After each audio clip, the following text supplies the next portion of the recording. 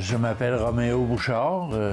Je suis connu surtout pour avoir fondé l'Union et dirigé l'Union paysanne dans les années 2000. Maintenant, auteur, oui, auteur d'essais, là, j'écris pas des romans. Et c'est surtout depuis que je suis à la retraite, depuis que je n'assume plus de responsabilité d'action, d'organisation. C'est sûr que j'ai toujours écrit. J'ai toujours écrit, surtout pour l'action. J'ai écrit énormément. J'ai été rédacteur en chef du Quartier latin à l'époque, à l'Université de Montréal. J'ai dirigé différents journaux, j'ai écrit des articles, j'ai écrit des projets, j'ai écrit des communiqués de presse, des mémoires, etc. Parce que c'est une vie active que j'ai eue, tu sais. Dans le domaine de la politique, dans le domaine des régions, de l'écologie, de l'agriculture, etc.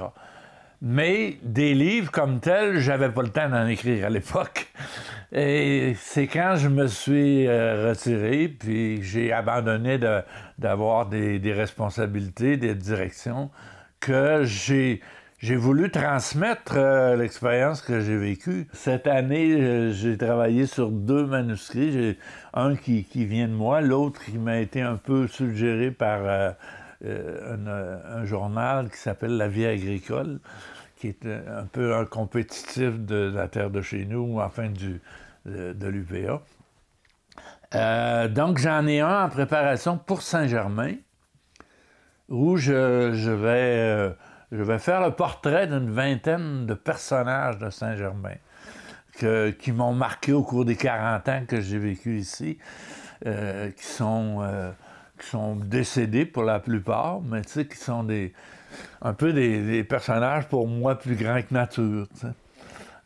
Ça va sortir le printemps prochain à l'intérieur du 125e anniversaire de Saint-Germain.